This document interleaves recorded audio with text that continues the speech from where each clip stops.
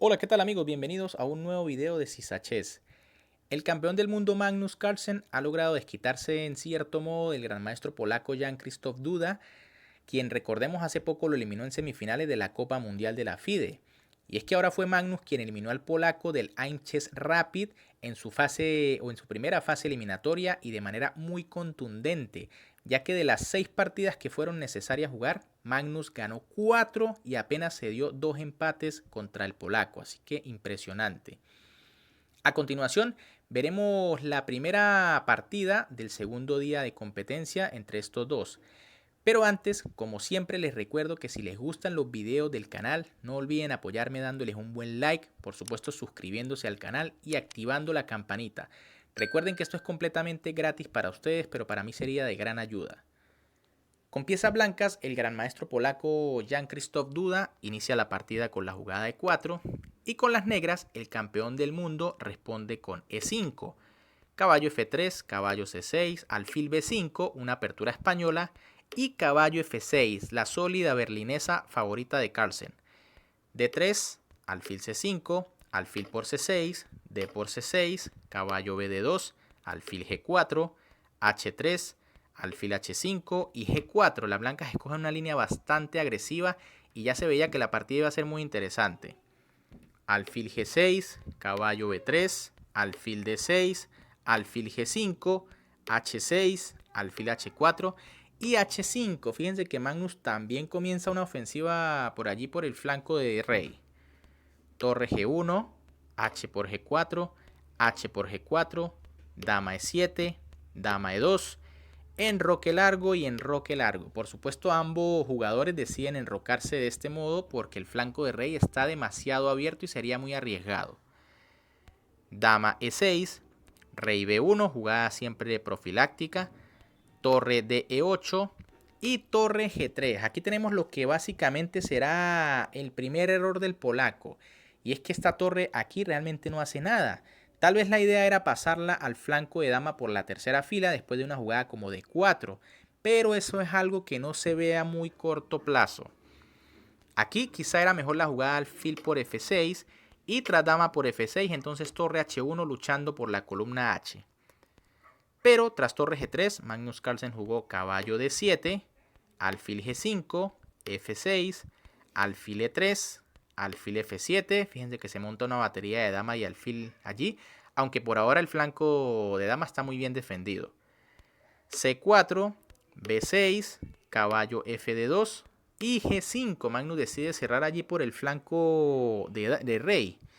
Aquí tal vez era interesante la jugada C5 buscando un plan con el caballo vía B8, C6 y D4. Pero bueno, tras G5, D4 de Duda, quien aprovecha para golpear el centro, E por D4, caballo por D4, dama E5 y caballo por C6. Con este movimiento las blancas ganan un peón momentáneamente, pero la posición de las piezas negras es más activa. Fíjense que tras dama E6, ahora sí se amenaza la torre en G3 y Duda decide jugar torre G1, prácticamente aceptando que su jugada torre G3 fue un error anteriormente. Tal vez aquí ya era necesario jugar caballo D4, pero a Magnus le servían las tablas simplemente repitiendo movimientos. Así que con tablas de Duda quedaba en muchos problemas, necesitaba ganar. Por eso juega torre G1, rey B7 del campeón del mundo, caballo D4, dama E5.